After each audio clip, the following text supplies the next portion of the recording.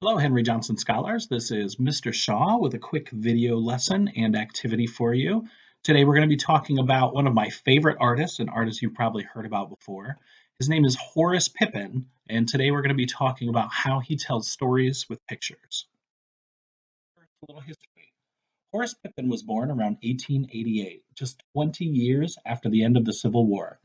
His grandparents were slaves, but his parents were free and worked hard to support Horace and his family. When Horace was 10 years old, he won a box of crayons in a magazine art contest, and his art career began. Horace worked small jobs and drew pictures until 1917. At the time, World War I had begun, and Horace Pippin signed up to join the army. He joined a group of soldiers called the Harlem Hellfighters. They were the only black soldiers in the army. Guess who else was a Harlem Hellfighter?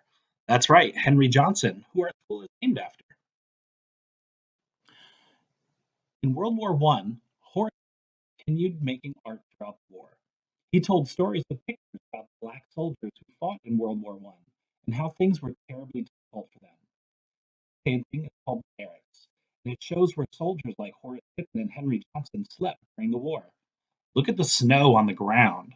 Soldiers also had to read by candlelight and would sew their own clothes together after fighting. Unfortunately, during the war, Horace Pippin got shot in the arm and had to return home early. Because of his injury, his arm never worked correctly again.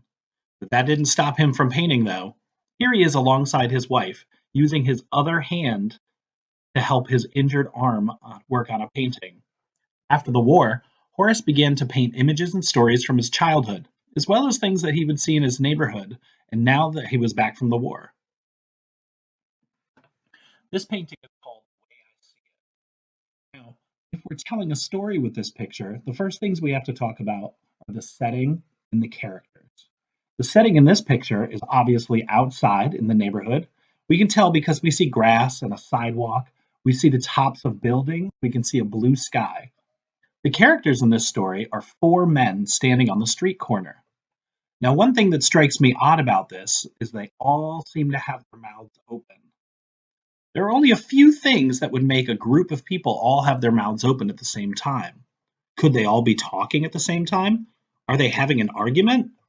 They don't seem to be angry, and one of the men seems to be directing the other three. Our best guess is that these four men are singing. Perhaps they're practicing a song they'd like to sing in the church that we see in the top left hand corner of the painting. Maybe they're just singing for fun, or maybe this small box down by their feet is to collect money as people who walk by pay them for their beautiful song. This is an example of a story that Horace Pippin might have told with his pictures about something he saw in his neighborhood. This next image is called the Domino Players, and this shows Horace Pippin at home with his family.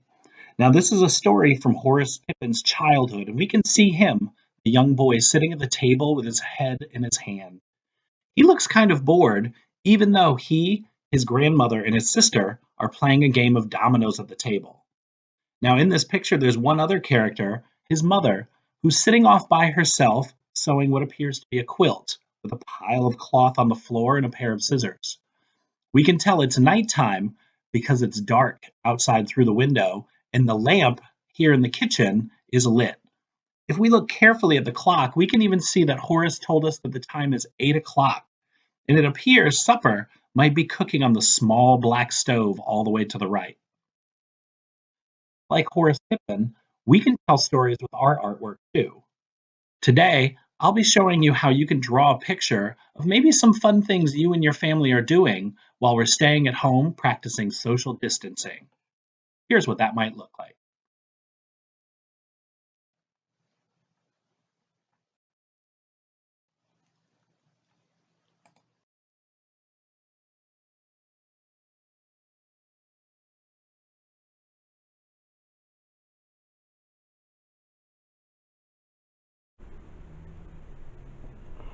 All right, scholars. So now that we've talked about Horace Pippin and how he tells stories with pictures, I'm going to ask you guys to also, with just any paper, pencils, crayons, or colored pencils you have lying around the house, I'd like you to tell a story about what your life looks like this week. Now, it's a little bit different in the world because we're all practicing social distancing, we're staying home, but you and your family might be doing some interesting things like Horace Pippin's family did. So, the first thing I'm going to do while drawing my picture is I'm going to think about what it is that I've been doing here at home. What's one thing that I could draw a picture of that might tell an interesting story, that might make my story seem a little bit different than other people's. So one thing that I've been doing a lot in my house this week is cleaning. Hopefully some of you out there are doing that too. And the place where I do most of my cleaning is the kitchen. So the first thing I'm going to do is I'm going to start drawing a kitchen. Now I'm using a pencil. It's going to be kind of hard to see at first, but later on I'm going to use a marker to darken up my lines, and then afterwards I might be able to color my picture in. So the first thing I'm going to draw is a line across my paper to show the difference between the floor and the ceiling, or I'm sorry, the floor and the wall. Then I want to start adding details to my setting to make it look like our actual kitchen. So in my kitchen we have a cabinet with a sink. The cabinet has drawers in it. That's where we keep our garbage can, where we keep cleaning supplies. Also in my kitchen we have a refrigerator, so I want to add that to my picture.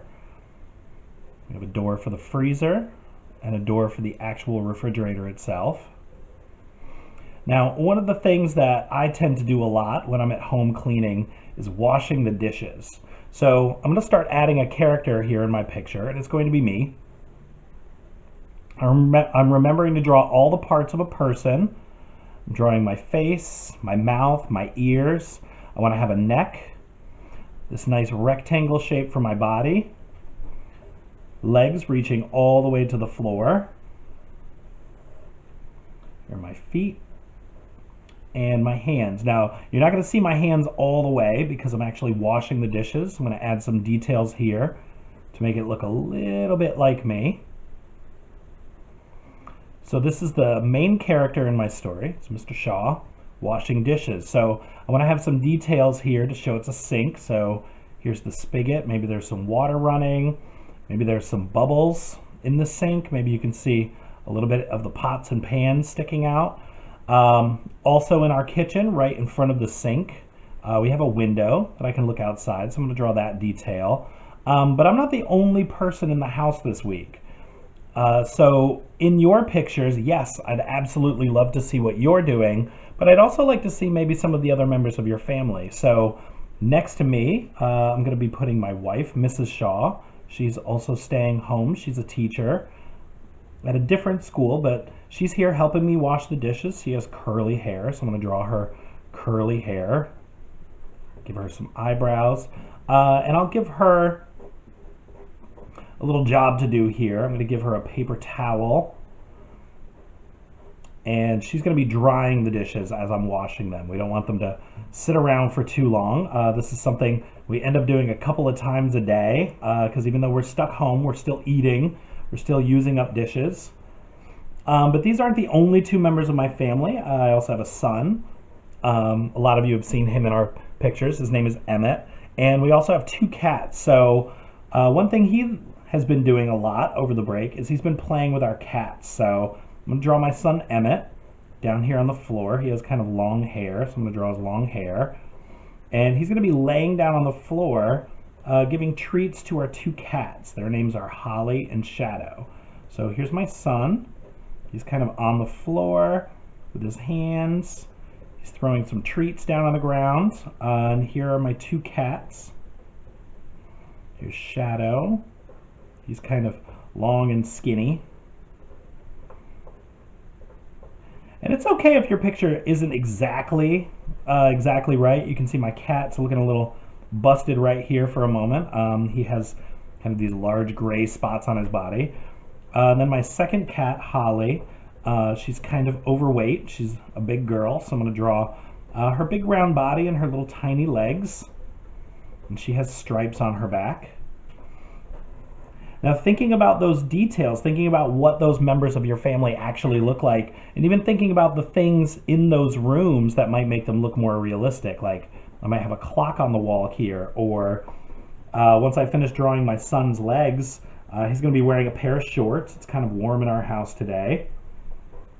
And here's one of his feet. And here's his second foot.